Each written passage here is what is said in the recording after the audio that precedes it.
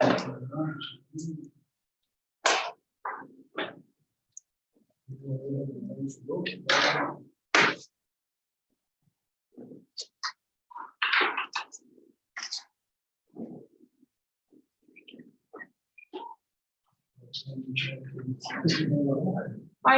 councillors, welcome to the ordinary meeting of Strathbogie Shire Council, held on Tuesday the 21st of July 2020 at the Euroa Community Conference Centre, commencing at 6 p.m. Until further notice, all meetings conducted by Strathbogie Shire Council will be virtually using Zoom and live streamed on our website at www.strathbogie.vic.gov.au. This ensures we are meeting the Victorian Government's social distancing requirements to slow the spread of coronavirus COVID-19 and help keep our communities safe. We encourage all community members to watch the meeting online, given that we've had to close the public gallery until further notice following legal advice around how to comply with the COVID-19 social distancing rules. Questions for the ordinary council meeting can still be submitted and will be read out by the Mayor during the public question time component of the meeting and will be responded to in the usual way by councillors and or officers. A modified version of the question form will be displayed on the screen during the virtual meeting, and questions must be submitted by 12 noon on Tuesday, the 21st of July 2020 by emailing info@strathbogie.vic.gov.au. So, councillors, I'd like to begin by acknowledging the traditional owners of the land on which we are meeting today, and I pay my respects to their elders past and present. Do we have any apologies today? Thank you. All right, councillors, we're up to agenda item number 4, which is the confirmation of minutes of the special meeting of council and the ordinary meeting of council held on Tuesday, the 16th of June 2020. Do I have somebody prepared to move that? Thank you, Councillor Mason. The seconder. Thank you, Councillor Little. All right, all those in favour? Thank you, carried 7-0. Councillors, item 5 on our agenda is disclosure of interests. Do any councillors have any interest they wish to disclose at this time? All right, the next item is item 6, petitions. We have no petitions today, so moving to item 7, which is report of the Mayor and councillors and delegates. So, Councillor Rayburn, would you like to pick us up? Do you have any report for us today? No, I don't. Okay. Sorry to put you on the spot then. Thank you, Councillor Rayburn. Councillor Mason. No, I don't. All right, thank you. Likewise, Councillor Gardner, okay. Councillor Little. yes, I do. Oh, thank you. Just very quickly, I will report on a tree planting project that's been happening in Admiral. I'm not sure how many trees have now been planted on the southern approach to the town, but the bees are running about 500 with working bees, and each of the working bees has been, we've got about 12 people there, 12 or more people. It's been a wonderful town effort putting together to really beautify the southern entrance to the town. I just congratulate all the people involved, and particularly a gentleman called John Harlan, who has been running it. Thank you, Councillor. That's my report. Thank you. Councillor. No, nothing to report. Councillor. Madam Chair. All right. In that case, councillors, I would just like to report or acknowledge a couple of things as part of my report. Firstly, I would like to extend condolences on behalf of the council to the Longwood community on the passing of Max Fox. It's a significant loss to the Longwood community, and he was such a valuable and amazing contributor to the community. So our deepest condolences to Max's friends and family. I'd also like to acknowledge council that our CEO has now been with us for 6 months. It's been probably one of the most challenging 6 months that a CEO could come in and start their term, but Julie's doing a wonderful job, and I would like to acknowledge her 6 months with us at the council. I'd also like to acknowledge our community and their response to the COVID-19 situation, the coronavirus. I think that our community are doing a marvellous job. We really, we've been putting out messaging constantly around hand hygiene and social distancing and all of the messages that come through from DHHS. And I'd just like to congratulate our community. So far, we've been really, really lucky. That's not to say that, it might not be the case in the future, but our community are doing a really, really super job, and just keep it up. Stay safe, stay well. I'd also like to just let the community know that we've just heard that in partnership with Victoria Police, there will be some electronic signage put up on the Golden Valley Highway and on the Hume Freeway at the Mitchell Shire border. And there will also be random police out there checking people randomly in that space. So we do want our communities to know. We recognise that border checks were happening down at Broadford, but that we did hear from our community around the Strathbogie Mitchell Shire border, and we followed up on that. Other things that have been happening recently, and although we're not able to get out to many meetings, we have had the Nagambie Waterways Review being undertaken, and we're looking forward to bringing that back to council. The MAB Regional Mayors for Rural North East met online as well, and we're discussing issues for up in this region. On July the 2nd, we also had a webinar for the Nagambie Growth Management Plan, and I would like to thank the Nagambie community who put input into that growth management plan. We really do appreciate it. Like our budget submissions, it's always wonderful to hear from our community when we put things out for submission and feedback. And finally, the one event that I did attend, which was pre sort of the COVID lockdown in its current form, was the launch of the Legends Bar at Zephyrs Restaurant. I think the Zephyrs have done an amazing job trying to pick up on the equine industry, and they brought in an artist, and it was the first time this artist had ever painted a horse. And if you get a chance to get to Zephyrs and have a look, it's a stunning wall mural of all of the horses that are linked to the Nagambie area. So and legends in the past as well. So I do congratulate Zephyrs on on their own initiative there. So thank you, and again, everybody stay safe and stay well, and keep up with the COVID-19 restrictions and information. Okay, so now we're moving into item 8 on our agenda, which is public question time. And public question time will be conducted as per the Strathbogie Shire Council's meeting procedure, local law number 1, clause 32. A copy of the required form for completion and lodgement and associated procedural guidelines are attached for information. And as the questions are a permanent record and meet the requirements of the Privacy Act, only the initials of the person asking the question will be used together with the council reference number. So we did receive 2 questions from James and John Winter Irving. So I'm just going to read those out, and I thank them for submitting them. Their first question was, we would like our letter dated the 25th of June to be tabled at the council meeting for discussion, comment and response, please. And their second question was, why was a person behaving aggressively committed to publicly threaten, intimidate and bully at the planning meeting held on the 23rd of June and not be called out? So I've got a copy of the letter here. I'm just going to read that out. So on the 25th of June, the letter that we received via email was, good morning to you all. As initial objectives to the removal of vegetation for the Addington development in Nagambie, we offer feedback to the archaic and inefficient process that exists to manage community concerns.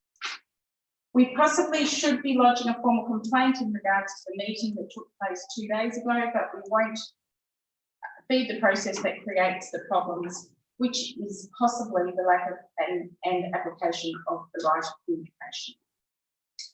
Concerns from the meeting on the 23rd of the 6th, 20. Number 1, the developer was permitted to publicly and aggressively threaten, intimidate and bully all present to the point that I, Donna, left the room crying and unable to return to the meeting. Not one of you called him out, and because Jim and I had to be upstairs, it prevented us from stopping him. We feel very disappointed that you are all our chosen leaders in whom we have entrusted the privilege of decision-making on behalf of our community. And yet no one stood up and stopped this aggressive, unacceptable behaviour. In 2020, it is everyone's responsibility to ensure the safety of all people and not the responsibility of the chairperson alone. Another objector brought her 13-year-old daughter to the meeting. As she is currently working on a policy project at school, she told me she felt unsafe whilst watching the threatening developers speak. She is our future and you are the role models. Number 2, we are very disturbed that 4 councillors, in particular the Ngambie ward councillors, strongly supported the investment of a company whose director threatens their community. With respect, not one of you will be exposed to the daily and ongoing implications of domination, intimidation, and power because you don't live in our town. And so we will continue to the next stage of protecting our people, identity, environment, and future. Number 3, we requested updated details of the meeting and received no response, so assumed previous communication that the right to speak was only to lodge a formal objection to the removal of native vegetation. We were therefore surprised and disturbed that Go Ngambie opened discussion and in support of the development. The developer also got to close discussion before the vote with no opportunity for us to clarify or ask any questions. Once again, there was never an opportunity to sit together. Issues from the process. The Allura sales assistant informed us in February 2020 that the development was theirs and that it was in the early stages. Lack of diverse community consultation despite being private land. We were forced to lodge an objection to be informed and have a voice. A direct approach to Hallmark by us to have a conversation was denied by them due to being unauthorised people. There was no opportunity to have a shared discussion, just mediation. The planning meeting on the 23rd of the 6th was an unproductive waste of time for council, the staff, council, the developer, and especially the objectors of all volunteers giving up work and other commitments when councillors had obviously pre-prepared their responses and therefore already made their decision. Please recognise that 50 objections and 10% of the people of Ngambie have united, energised, reconnected and collaborated to protect our precious environment and revive our depleted community, soul and identity. Many thanks to you all for your work and help and the opportunity to have more informed understanding of the challenges of local government, and look forward to some conversations about options for creating a more cohesive community/shire relationship. Could you please forward this email to David Rock, Trish Hall, Dawn Gray on our behalf, Sincerely James and Donna Winter Irving. So to respond to those questions, I'd like to just call upon our chair of our planning committee, please. Certainly, thank you, Madam Mayor. Following information is provided in response to concerns raised by Donna and James Winter Irving in their email dated the 25th of June 2020. In relation to the specific matters raised in relation to the meeting, the following is advised. 1. All speakers to an application are given 3 minutes to put forward their case. Planning matters such as this are very sensitive and do result in a heightened emotional state for some parties. The applicant does have the right to speak to the application, and councillors cannot direct anyone on what can and cannot be said, provided they are working within the bounds of the law. 2. Decisions in matters such as this are not made lightly, and all relevant information and legislation is taken into due consideration. This includes the position of the referral authority, being DELWP in this instance, the relevant planning consideration and the submitters, in accordance with Section 60 of the Planning and Environment Act 1987. 3. Council officers notify all parties to an application time and date of the meeting as soon as they are able to. In this case, formal notification of the time and date of the meeting was sent on the 16th of June 2020 but it had been informally notified prior to that date. Goonagambie were submitted to the application and were afforded the same opportunity to speak to the matter as were objectors. The order of speakers was determined by timing of the request to speak. In this case, Goonagambie was the first request to speak received by officers. In relation to the specific matters raised in relation to the processing review, the following is advised. 1. Council is not in a position to provide comment on information provided by the Allura sales system. 2. Notification of the application was sent out in accordance with the Planning and Environment Act 1987. However, any person wishing to submit to the application is able to up until such time as a decision is made. Objections were lodged up until the time the decision was made, and all registered submitters have been provided with a copy of the notice of decision and are reported all relevant appeal rights. 3. Council is only to consider objectors to an application if they are in writing. This is a requirement of section 57(2) of the Planning and Environment Act 1987, which states that an objection must be in writing. This is legislative requirement Council is unable to vary. 4. Council officers do try to facilitate mediated outcome where possible, but the restrictions in place due to the COVID-19 situation place significant limitations on how that could be undertaken. However, a site inspection and an opportunity to speak to Council prior to the meeting was provided, as well as the opportunity to present at the meeting itself. 5. Shared conversations will only be available should an applicant and objector both agree to do so. Council officers cannot insist on this, but do try to provide all parties with an opportunity to be heard throughout the process. And finally, 6. Council meetings are a legal requirement for a decision in these sorts of cases, and officers provide a recommendation to Council for their consideration.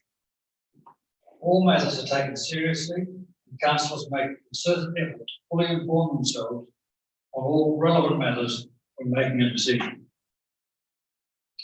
Madam Mayor, in addition to the answers to the specific questions raised, I, as Chair of the Planning Committee, would also like to request that Council officers provide a written response on these matters to provide the Widow-Evans with details on the processes involved in planning matters. Thank you, Madam Mayor. Thank you, Councillor Little. Could I just say something? Yes, I'd like to just reiterate that there was in the local, is that here in Grower and here tonight in the question time, there was the number to vote was 5, not 4. 5 councillors voted for and 2 voted against, and there was a division call. So that in the local paper and tonight it said 4 councillors voted, so which was 5 voted for the application and 2 against. Thank you, Councillor Williams, for that clarification. Councillor Little, can I have that, because we will put a written response back to the Widow-Evans as well. So thank you. All right, as we have no further questions, we'll now move into our reports of council officers. Our first report is item 9.7.1. It's on page 1 of the agenda. The item is the 2017 to 2021 Shire of Strathbogie Council Plan 2019 review, 12th quarter report from the 1st of April to the 30th of June 2020. We have a recommendation for us, councillors. Have somebody prepared to move that? Thank you, Councillor Little. Like a seconder? Thank you, Councillor Mason. Councillor Little. Madam Mayor, as this council plan currently here in the agenda concludes next year in 2021, new council, which will come in, will establish a new council plan through to 2025. It's a detailed process. I wish them well in their endeavours, because I believe this council plan that we're looking at now, it's 2 quarters to go, has done an outstanding job in holding the council and its budget and its monetary things together. Budget and the council plan together, they go together. So when the new one's developed next year, I hope it will be successful as well. Thank you, councillor Little. Councillor Mason. I'd like to concur with councillor Little. Yes, we've only got 2 quarters to go, and there'll be a new council and a new council plan. I noticed there through here there's 87 actions, and if you go through the different goals to enhance community health and wellbeing, to sustainably manage our natural and built environment, to provide quality infrastructure, to support and deliver economic development, and to be a high performing trial. It speaks of what we're here about. So it's and we're going to move on to the council planning in this year. Thank you. Thank you, councillor Mason. Do any other councillors wish to speak for or against this item? Right, in that case, we have a recommendation that's been moved by councillor Little, seconded by councillor Mason. All those in favour? Thank you. Carried 7. The next item on our agendas, councillors, is on page 37. It's item 9.7.2, and it's the Royal Commission into the National Natural Disaster Arrangements. And we have a recommendation before us on page 37, councillors. We'll have somebody moved by councillor Mason. Thank you. Second by councillor Williams. Thank you. Councillor Mason. Yes, thank you, Madam Mayor. Yes, the National Natural Disaster Arrangement, the Royal Commission, it's looking into bushfires, flooding, windstorms, and our preparedness. And I've got to say that Councillor Williams and I are on the Municipal Emergency Management Planning Committee and the Municipal Fire Management Planning Committee. And I'd like to say that that the letter that's been sent off to the submission to the commission is it's great. It really covers what we're about. We have to be prepared for absolutely anything that's thrown at us, and people don't realise that. But we have so much backup and different avenues to follow, and the planning that goes into it, it's massive. Thank you, councillor Mason. Councillor Williams. Yeah, just quickly, the Royal Commission, one of the feedback issues canvas include information required to prepare for national disasters, communication with education with communities, guidance provided to local government, land use planning, evacuation process, and relief and recovery. And I hope I don't say anything. That's what happens in this terrible situation that they live in. Thank you, councillor Williams. Do any other councillors wish to speak for or against this item? Okay, in that case, we have a recommendation moved by councillor Mason and seconded by councillor Williams. All those in favour? Thank you. Carried 7. Next item on our agenda is on page 45. It's item 9.7.3, the cancellation and rescheduling of the 30th of June council meeting. And we have a recommendation before us, councillors. Thank you, councillor Raven. And seconded by councillor Gardner. Thank you. Councillor Raven, do you wish to speak to this item? I'll just make a comment that we had very good input from our community, and that's the reason why we deferred the meeting, because our community got involved, and that's what we required as a council. I congratulate our community for that. I concur with Councillor Raven. I think it was the right decision to make, because we consider the debate on the community concerns. Thank you, councillor Gardner. Any other councillors wish to speak for or against this item? Well, in that case, we have a recommendation that has been moved by councillor Raven, seconded by councillor Gardner. All those in favour? Thank you. Carried 7-0.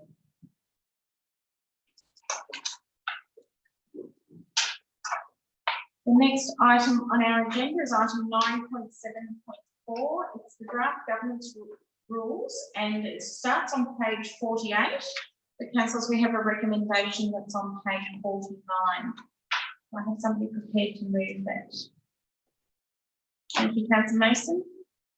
And a seconder. Thank you, councillor Little. Councillor Mason. Thank you, Madam Mayor. I'm going to read out the recommendation because there's a lot of information there for the public. That we note the draft governance rules and place them on public exhibition for a community review and comment for a period of 28 days, advertised through the following means, and it goes through the Gazette, council website, etc. Hold a council meeting at 4 p.m. on Friday, the 21st of August 2020 in the conference room that's here, Bury Street, Euroa, to consider all written submissions and to hear any verbal submissions. Note that should no written submissions be received during the public consultation period, the meeting on Friday, 21st of August 2020 will not be held, and hold a council meeting at 5 p.m. on Tuesday, the 25th of August 2020 in the conference room, Bury Street, Euroa, again that's here, to consider the adoption of the governance rules. The governance rules are 71 pages long, it's in here. They're in 4 chapters. The chapter 1, meetings procedures, chapter 2, disclosure of conflicts of interest, which is huge nowadays. Chapter 3, miscellaneous, that's informal meetings of councillors and confidential information. And chapter 4, which is becoming very important very shortly, is the election policy. So yeah, there's a lot in here to take on board. Thank you. Thank you, councillor Mason. Councillor Little. Thanks, Madam Mayor. Now, these rules laid out here are very important and they help guide councils through complex processes, particularly in the meeting procedure. Any other councillors wish to speak forward? Yes, Councillor Rainbow. I'd just like to, for anyone who's willing to have a go at becoming a councillor, this is the Bible. Yeah. If you don't understand this, don't really get a grips of what this is about, please get someone to help you if you want to run for council, because this is where we fall on our swords if we don't get our governance, how we run our procedures, how we run our meetings, how we do our speaks, everything is in the governance. And that's what we're all about, being open and transparent, and that's what governance is all about. Absolutely. Thank you, councillor Raymond. Any other councillors wish to speak for or against this item? All right, in that case, councillors, we have a recommendation moved by councillor Mason and seconded by councillor Little. All those in favour? Thank you. Carried 7. Could I just say before we move on to the next item that I would like to thank our governance officer for all the work she has done in this space. She's done amazing job to put these documents together, and I can be grateful for that. Okay, councillors, we're now up to page 126 in our agenda. Item number 9.7.5, the draft local law number 1. Use of the Common Seal 2020. We have a recommendation that starts on page 126 and continues on to page 127. We have somebody prepared to move that recommendation.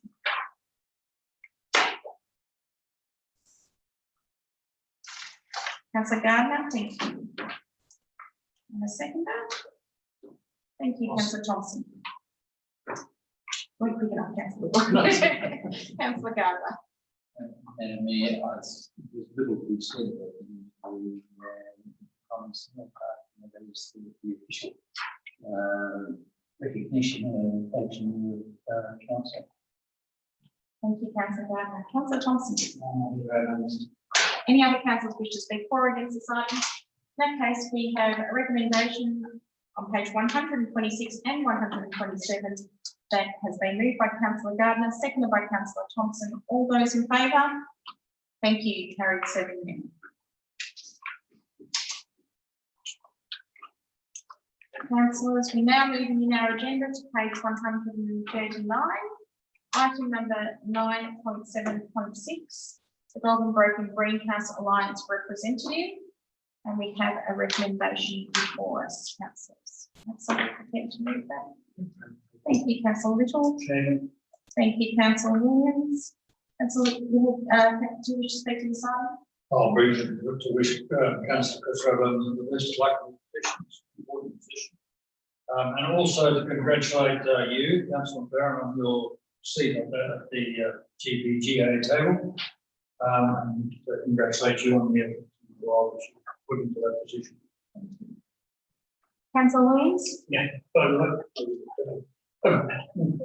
congratulate councillor Adams, because I think you do a wonderful job there. I think he's been involved in that sort of thing before, so well done, councillor Adams. Yeah. Thank you, councillor. Any other councillors wish to speak for or against this item? No, in that case, councillors, we have a recommendation on page 139. Moved by councillor Little, second by councillor Williams. All those in favour? Thank you, carried 7-0. Before we move on, I would like to express my thanks to you, councillor Rayburn, for taking on that role. I appreciate you doing that. The Groundbreaking Greenhouse Alliance is an amazing group doing amazing work, but due to a recent appointment as chair for Regional Development Australia, conflicts of interest were going to cause me problems with that role, but I do want to commend them on the work they're doing, and I hope councillor Rayburn enjoys their meetings as much as I did when I was part of it. We can only try. Thanks, all right, councillors, we're moving on in our agenda to page 142. It's item 9.7.7, and it's the Strathbogie Shire Council Community Local Law number 6, 2010, review and amended process. We have a recommendation there, councillors. Might have somebody prepared to move. Moved by councillor Mason. Thank you. Thanks, councillor Mason. Do you have a seconder? Thank you, councillor Little. Okay, councillor Mason, do you wish to speak to this item? Thank you, Madam Mayor. There's some great people on here. Madam Mayor, yourself and two officers, Charlie Bryden, I'd like to thank Charlie Bryden and Mark Fain for coming on board, Director of Corporate Operations. And this is all about our local law for the community. And I've got up on my screen here, I think there's 62 lines of different things that goes from recreational vehicles, bulk rubbish containers, raising livestock, busking. It's just the amount it covers, dogs on lead, unleashed dogs, using scare guns. So it's going to be an interesting law to review. Thank you, Madam Mayor. Well, thank you, councillor Mason. Councillor Little, do you wish to Nothing to add. any other councillors wish to speak for or against this item? All right, in that case, councillors. Sorry, councillor Thompson, yes. sorry. So this is an extraordinary because this is the apparatus with which the amenity and enjoyment and day-to-day living of the community is protected. I think it's a bit unfortunate that it now is going to be a very compressed time frame. There's been a lot of input beyond what's going to come from this working group, which I hope is collated by officers, and so there'll be some extensive. It has been extensive input I'm aware of. The most important thing for me is for this to go back to public exhibition, that the community is made aware of that, because the consequences of not covering issues that are important to the community are quite profound. And so I do encourage the officers. I know there's time pressure to do this, but to do this in a way that makes sure that there is broad community awareness and participation when we go to the next. Thank you, councillor Thompson. Very wholeheartedly. Okay, councillors, any other councillors wish to speak for against? All right, in that case, we have a recommendation moved by councillor Mason, second by councillor Little. All those in favour? Thank you. Carried.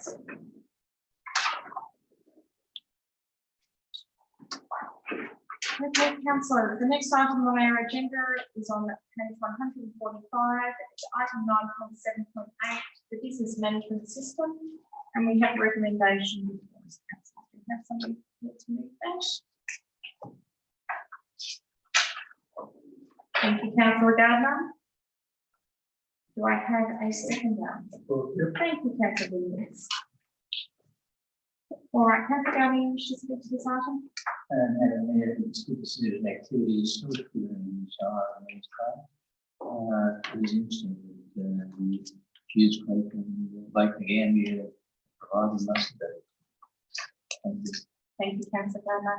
Councillor Williams. So just say £900 with works value of $2,340,711 were lodged with council in June, so at least it's still, with this terrible COVID-19 problem I've got, I'm still people investing in development, so this is very good for Thank you, councillor Williams. Any other councillors? Councillor Mason. I'd just like to bring to everyone's attention on page 106, the graph showing contamination, organic waste contamination.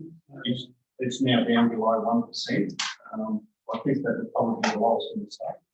And it's significant that if there's any contamination in organic waste, the whole truckload can be thrown at the waste dump and then up to fees and costs. And getting it down to this level is just shows incredible community participation. Yeah. Thank you. I'll come clean. That's fantastic. Thank you. Councillor Williams. It's a quick, I'd like to endorse councillor Garrett's comments. Hughes Creek Ward, just over $500,000 is absolutely chasing Lake Gambia under 100.5 million. So Hughes Creek has done very well. Thank you, councillor Williams. Not that it's a competition. All right, councillors, we have a recommendation before us, moved by councillor Gardner, seconded by councillor Williams. All those in favour? Thank you, carried 7-0. All right, councillors, in our agenda on page 165, we have no notices of motion, no urgent business, and no need to close the meeting to the public. So therefore, our next meeting will be on Tuesday, the 18th of August 2020 at the Community Euro Community Conference Centre here at 6 p.m. And so there being no further business, I'm going to close this meeting at 6:37 p.m. Thank you, councillors. Thank you to everyone who is following us online, and stay safe and stay well.